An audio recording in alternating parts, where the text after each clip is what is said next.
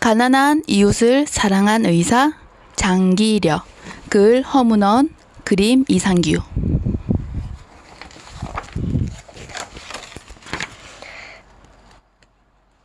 가난한 이웃을 사랑한 의사 장기려. 원장님, 제발 도와주십시오. 제가 못 나가면 저희 식구들은 모두 굶어 죽습니다. 의사는 사내를 측은한 눈길로 바라보았어요. 사내의 얼굴에는 주름이 짜글짜글, 손에는 굳은 살이 가득했죠. 사내는 밀린 입원비 때문에 퇴원을 할 수 없어서 사정을 하려고 원장실을 찾아온 거예요. 오늘 밤 9시쯤 뒷문으로 오세요. 내가 몰래 문을 열어줄게요.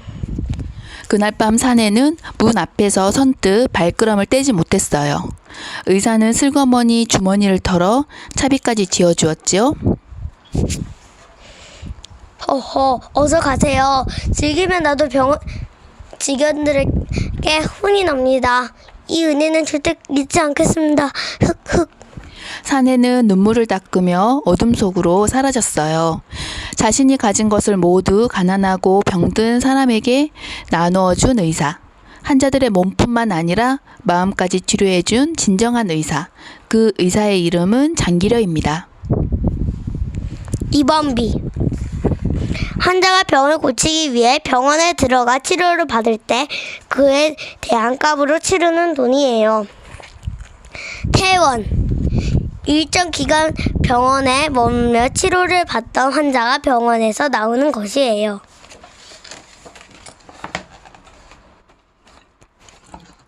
장기려는 1911년 평안북도 용천에서 태어나 일제강점기와 6.25 전쟁을 겪으며 험난한 세월을 살아왔어요. 하지만 한평생을 아픈 사람들을 위해 바친 훌륭한 의사였죠. 이 훌륭한 의사에게도 말썽꾸러기 어린 시절이 있었답니다. 기로야, 빨리 안 나오면 우리끼리 간다. 방 밖에서 아까부터 친구들이 기다리고 있었어요. 잠깐만, 금방 나갈게. 15살의 장기려는 송도 고보에 다니고 있었지요. 학교가 너무 멀어 집에서 나와 따로 살았어요. 그러니 부모님 잔소리를 들을 일도 없고 얼마나 좋았겠어요. 밤마다 친구들과 신나게 놀러 다니는 재미에 푹 빠져 학교에서는 날마다 꾸벅꾸벅 졸기만 했다지 뭐예요. 고보. 일제강점기에 고등 보통학교를 줄여 부르던 말이에요.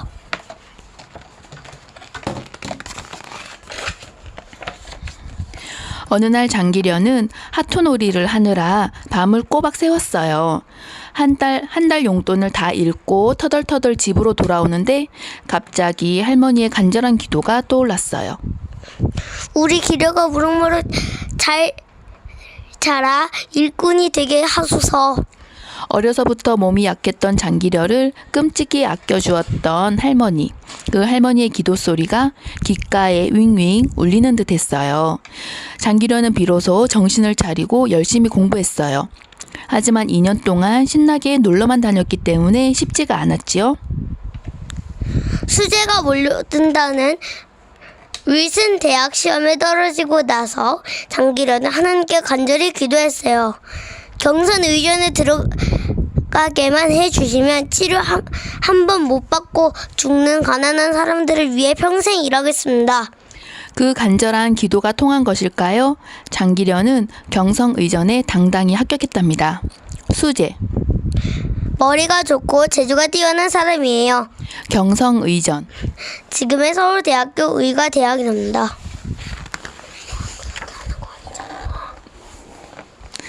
경성의전에 다니는 동안 장기려는 정말 열심히 공부했어요. 그래서 대학 졸업 때는 당당히 1등을 하였지요. 1932년에 결혼을 했고 30살에는 박사학위를 받았어요. 누구나 부러워하고 돈도 많이 버는 의학 박사가 된 거예요. 장기려는 우리나라 최고의 외과 의사인 백인재 교수 밑에서 공부했어요. 외과. 몸 바깥의 상처나 내장 기관의 질병을 수술이나 그와 비슷한 방법으로 치료하는 의학의 한 분야예요. 백 교수는 장기려를 최고로 손꼽히던 병원에 추천해 주었어요. 하지만 장기려는 누구나 탐을 낼 만한 그 자리를 거절했어요. 저는 의사가 되며 가난한 사람들을 위해 일하겠다고 맹세했습니다. 그래서 평양의 기홀 병원으로 갈까 합니다. 백 교수가 아무리 말려도 장기려는 뜻을 굽히지 않았어요. 고얀 녀석, 왜 그리 답답하게 살려고 하냐? 결국 백 교수도 아끼던 제자의 선택을 존중해 주었답니다. 안녕하세요. 오늘 새로 온 장기려입니다. 잘 부탁드립니다. 기울병원에 처음 출근한 날 장기려는 모여있던 의사들에게 꾸벅 인사를 했어요. 그런데 이게 웬일일까요? 모두들 싸늘한 눈초리로 고개를 돌려버리는 거예요. 장기려는 너무 당황해 뒷머리만 긁적거렸어요.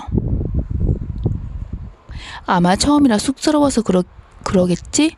하지만 시간이 지나도 의사들은 여전히 장기려를 멀리했어요. 저 사람이야? 박사라고 월급 많이 받고 온 의사가? 그래, 눈치도 없는데 웃으면서 인사를 하네 그려. 간호사들까지도 장기려를 따돌리며 비웃었어요. 장기려는 힘들수록 환자들을 돌보는 데만 몰두했어요. 몰두, 어떤 일에 온 정신을 쏟는 것이에요.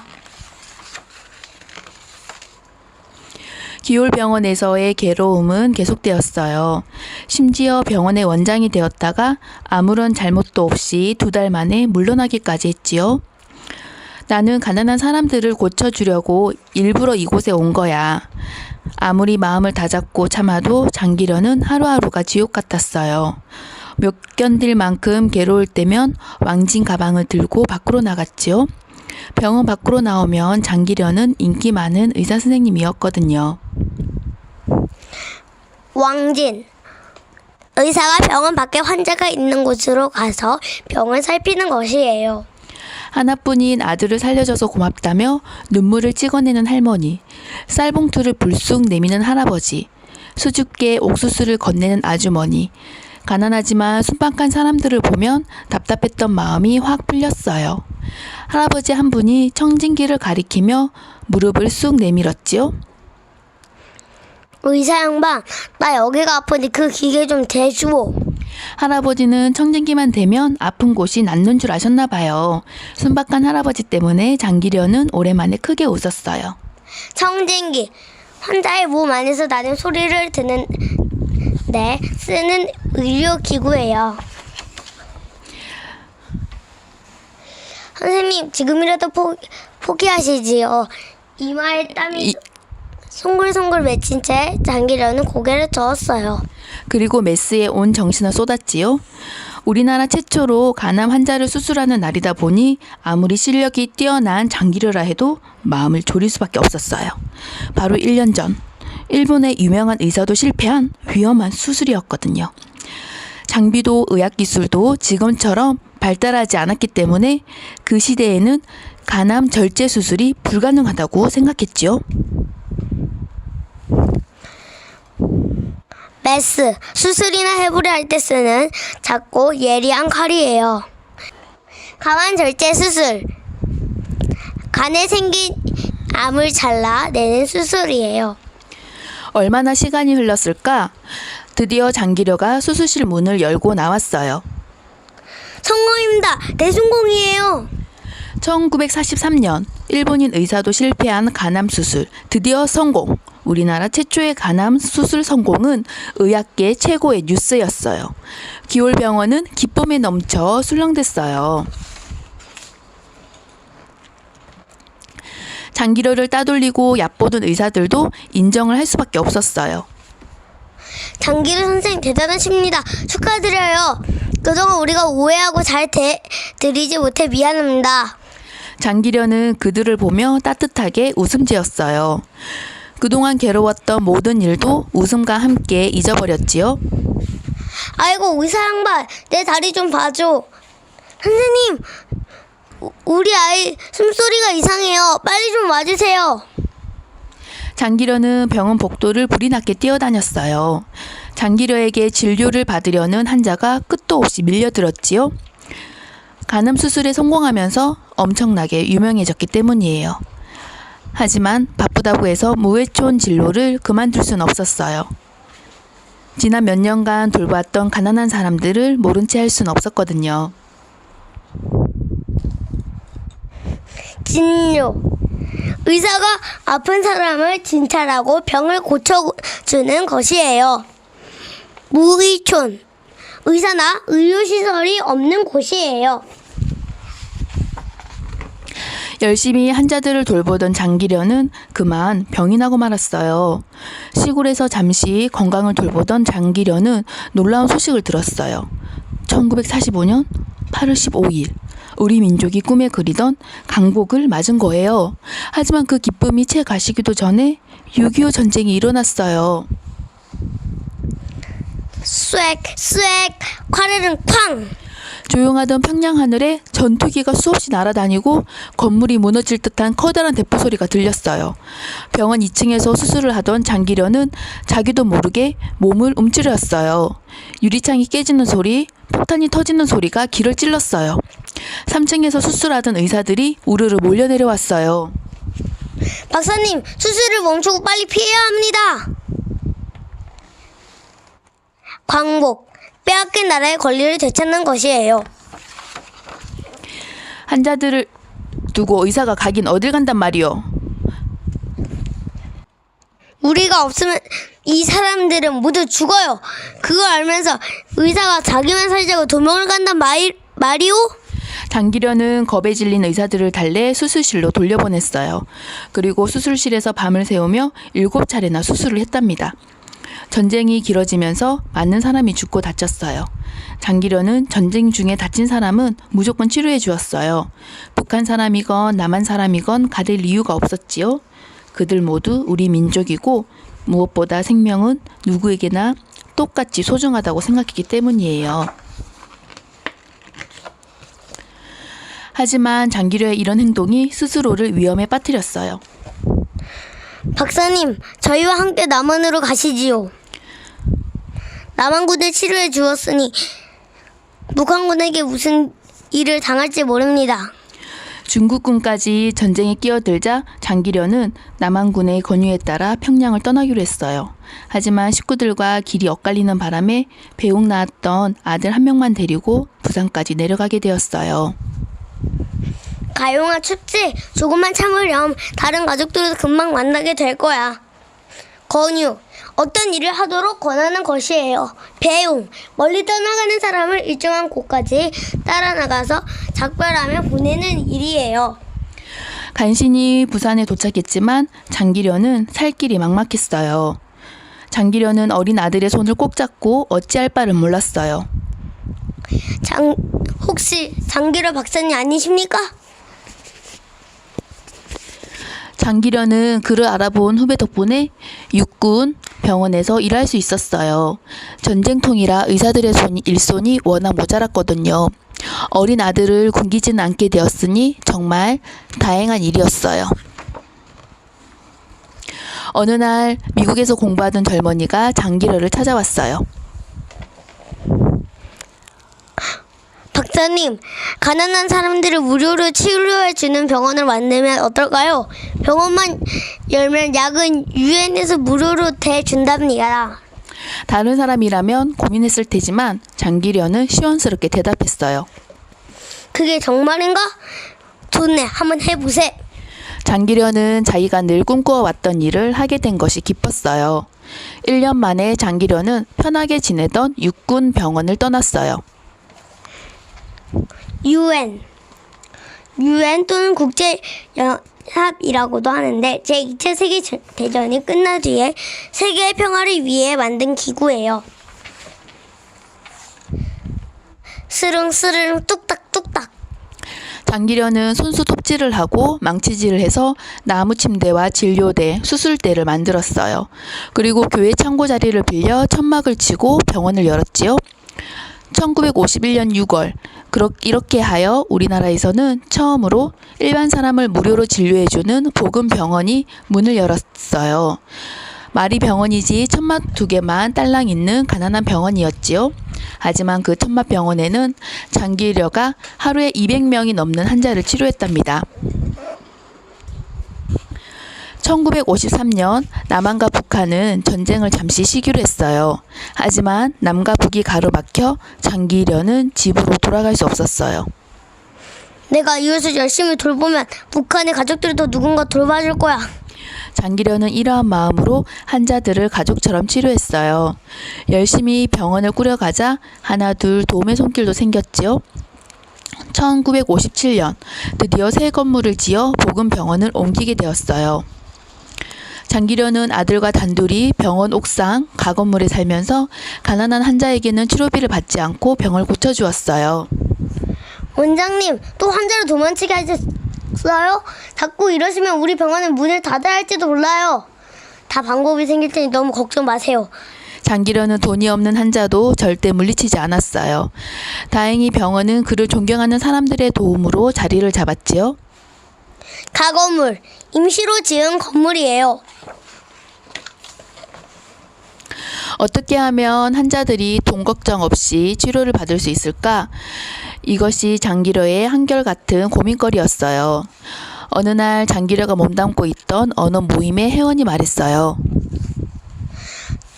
덴마크는 사회보장 제도가 잘 되어 있어서 아파도 걱정이 없어요. 그러니 우리도 그런 제도를 만들어 보면 어떨까요? 거참 좋은 생각이에요. 장기려는 발이 부르트도록 뛰어다녔어요. 내가 당장 아픈 것도 아닌데 뭐하러 돈을 내나요? 별 필요를 못 느끼는 사람들을 설득하는 일은 너무 힘들었어요. 하지만 장기려는 포기하지 않았어요. 그리고 1968년 5월 마침내 우리나라 최초의 청십자 의료보험조합이 탄생했어요. 정말 기적같은 일이었지요. 이는 뒷날 나라에서 의료보험을 시작하는 데에 큰 목을 했어요. 장기려는 가난한 사람들에 대한 끝없는 사랑으로 1975년에 다시 청십자병원을 세웠답니다. 사회보장제도, 어려움에 처한 사람들의 생활을 국가가 도와주어 문제를 해결하는 제도예요. 의료보험조합, 병에 걸릴 때를 대비하여 미리 돈을 모아 두었다가 아픈 사람이 생기면 치료를 받게 할 목적으로 만든 단체예요. 1983년 7월 장기려는 텔레비전 앞에서 눈물을 흘렸어요. 이산가족 찾기 방송이 나오고 있었거든요. 늘 바쁘게 환자를 치료하고 대학에서 학생을 가르치던 장기려는 이쯤 당뇨병 때문에 움직이기도 어려웠어요. 자리에 누워있으니 북한에 남겨두고 온 부모님, 부인과 5명의 아이들이 몹시 보고 싶었어요. 3년 뒤 장기려는 가족의 소식을 듣게 되었어요. 미국에 있는 조카를 통해 35년 만에 큰딸의 편지를 받아보았지요. 아버지가 남쪽에서 그렇게 훌륭한 일을 하신다니 얼마나 자랑스러운지 몰라요. 어머니는 너의 아버지 거기서도 여전하시구나. 2개 가지면 벌 받는 줄 아시는지 번번이 거지에게 옷을 벗어주고 시퍼렇게 얼어 들어오셨어 하시며 눈물을 흘리셨어요. 장기려는 부인과 아이들이 살아있다는 사실이 너무나 기뻤어요. 언젠가는 꼭 만나게 될 거야. 그때까지 더 열심히 살아야지.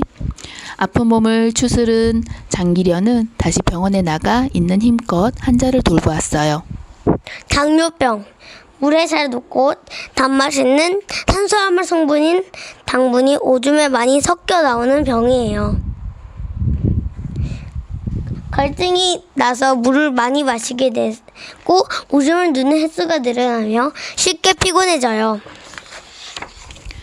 1995년 성탄절 새벽 누워있던 장기려의 눈꺼풀이 가늘게 떨렸어요.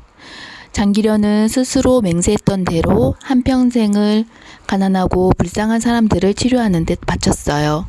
후회는 없었지만 가족과 고향을 생각하니 마음이 아팠어요. 며칠만 지나면 만날 줄 알았는데 50년 가까이 떨어져 살았으니까요. 장기려의 눈꼬리에서 한 줄기 눈물이 흘러내렸어요. 아버지, 아들 가용이 장기려의 손을 꼭 붙잡았어요. 아기 예수가 세상에 온 새벽 우리나라 최고의 외과 의사였던 장기려는 세상을 떠났어요. 땡그렁 땡땡. 장기려의 산만큼이나 맑고 아름다운 성탄절 종소리가 새벽 하늘로 멀리 멀리 퍼져나갔답니다.